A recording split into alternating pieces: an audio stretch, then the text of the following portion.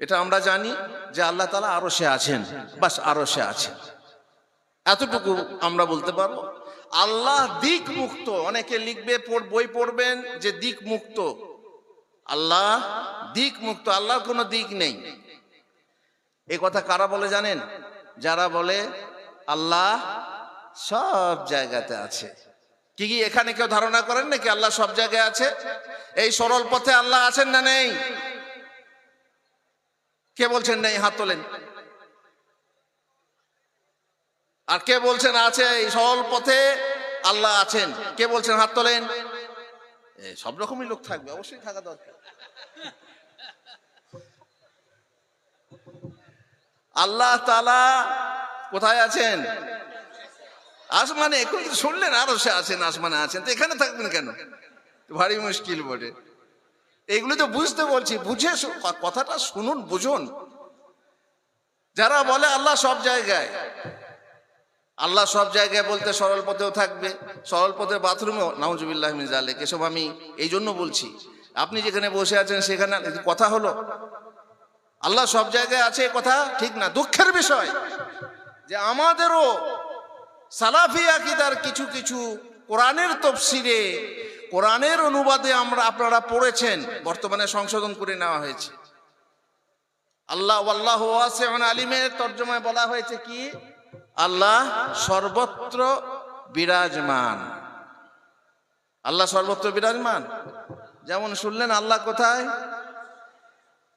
তাহলে আল্লাহ যে বলেছেন যেখানেই তোমরা দুজন থাকো আমি হচ্ছি তিনজন, আমি হচ্ছি তৃতীয় জন।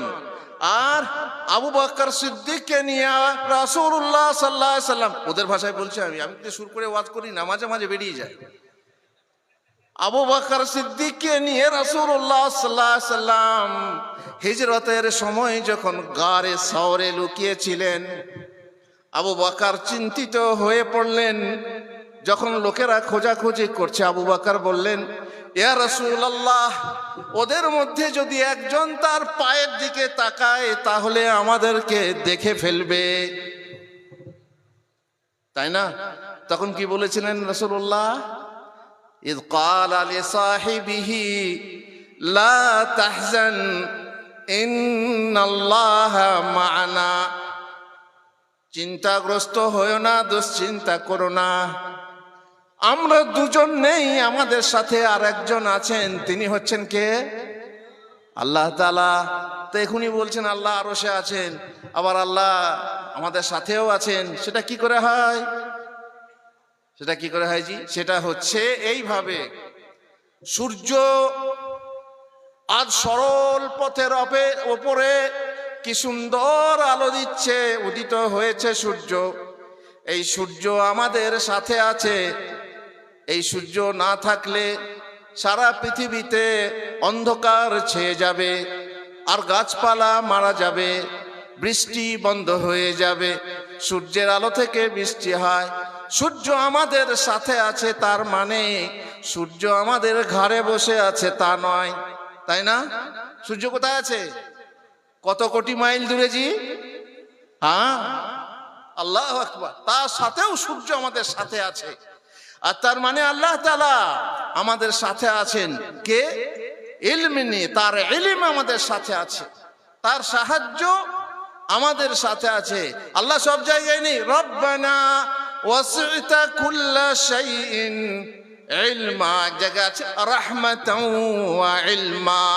আল্লাহ তুমি সব জায়গাতে তোমার রহমত এবং তোমার ইলম পরিব্যাপ্ত আছে। বুঝতে পারলেন কথা?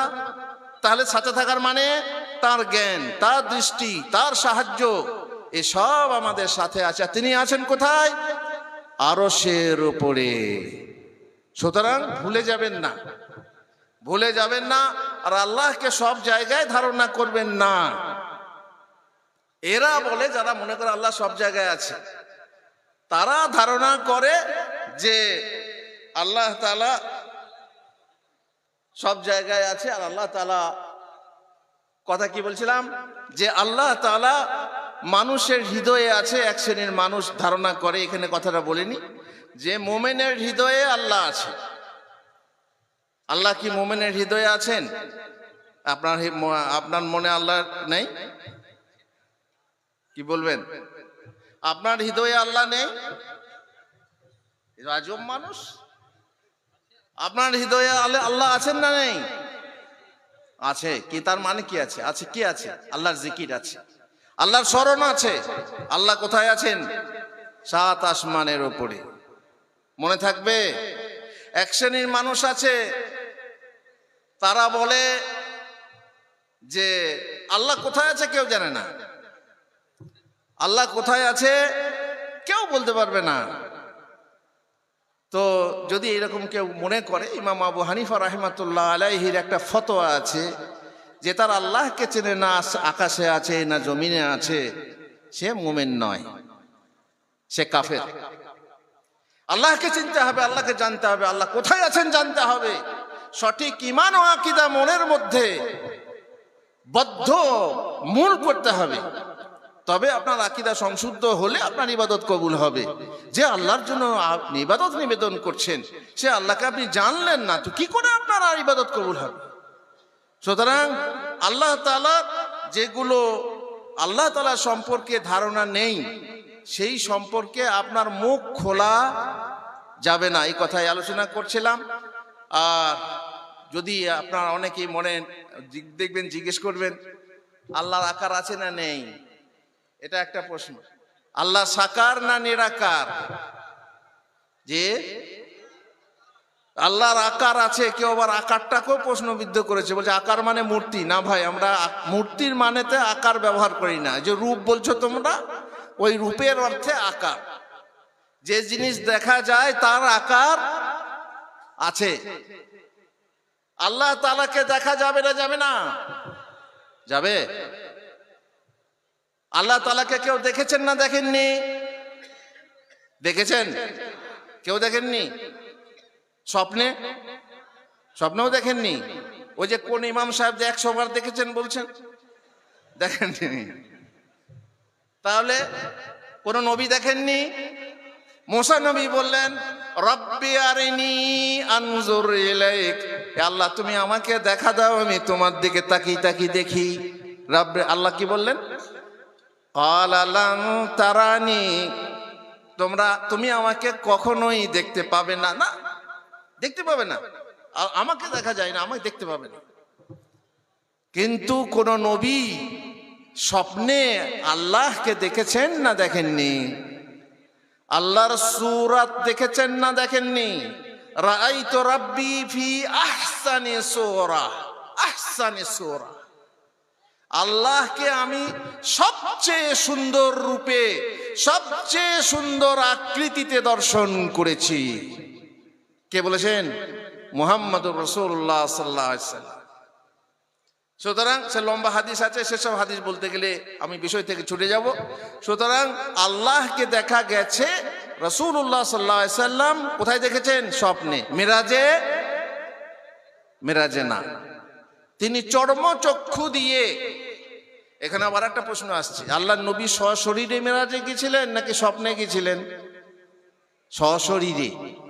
সশরীরে মিরাজে না গেলে কাফেররা কেন ঠাট্টা ব্যঙ্গ বিদ্রুপ করবে, তারপরে অবিশ্বাস করবে? বুঝতে পারছেন? স্বপ্ন তো সবাই দেখে। আল্লাহ তাআলা, আল্লাহ রাসূল সাল্লাল্লাহু আলাইহি ওয়াসাল্লাম আল্লাহ তাআলাকে মিরাজে দেখেননি, মিরাজের রাত্রিতে দেখেননি। নূর দেখেছেন, নূর।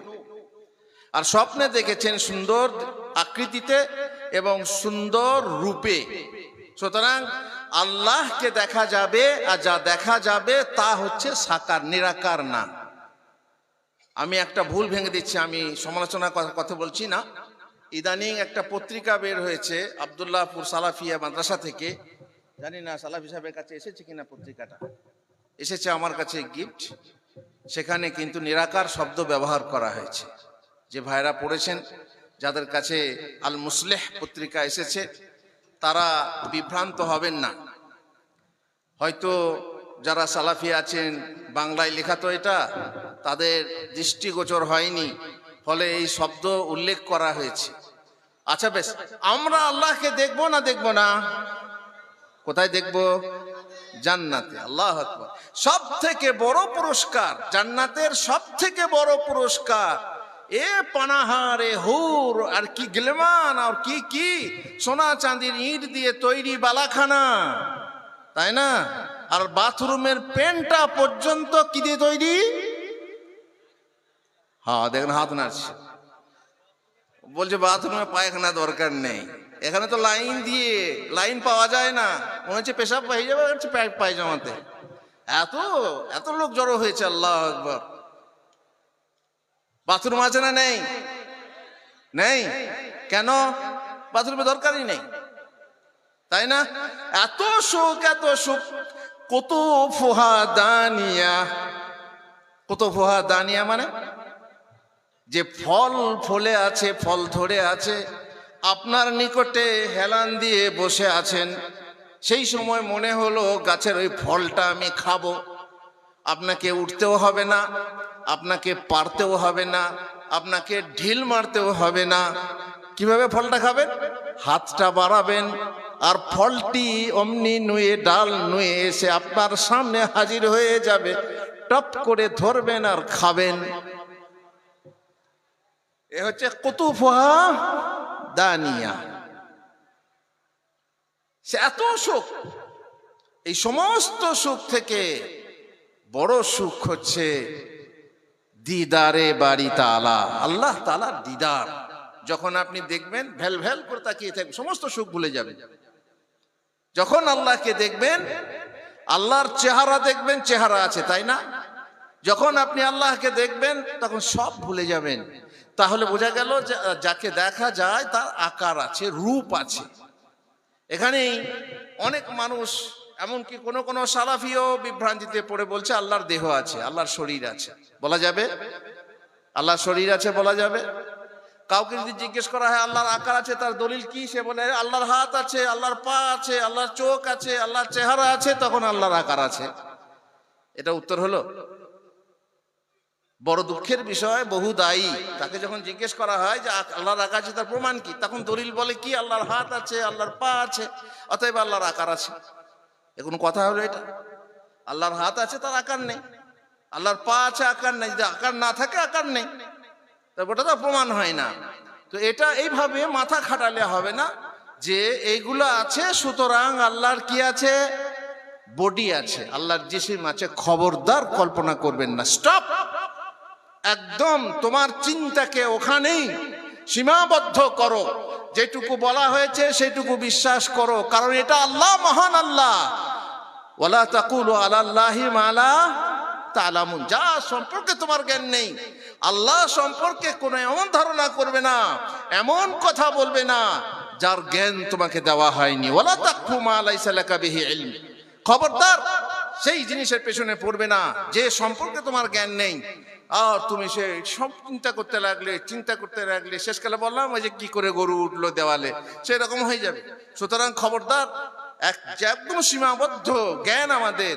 যেভাবে হাদিসে কোরআনে এসেছে সেইভাবেই আমাদেরকে বিশ্বাস করতে হবে।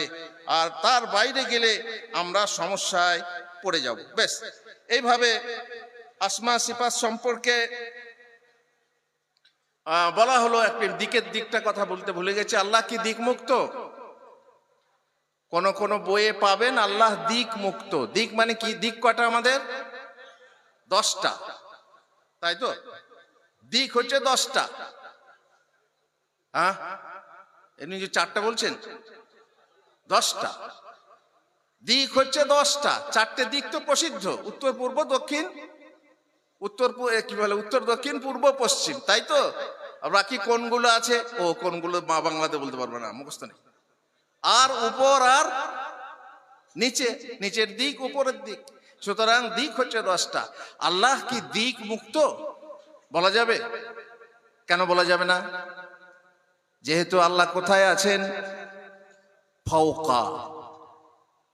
আল্লাহ ফাওকা।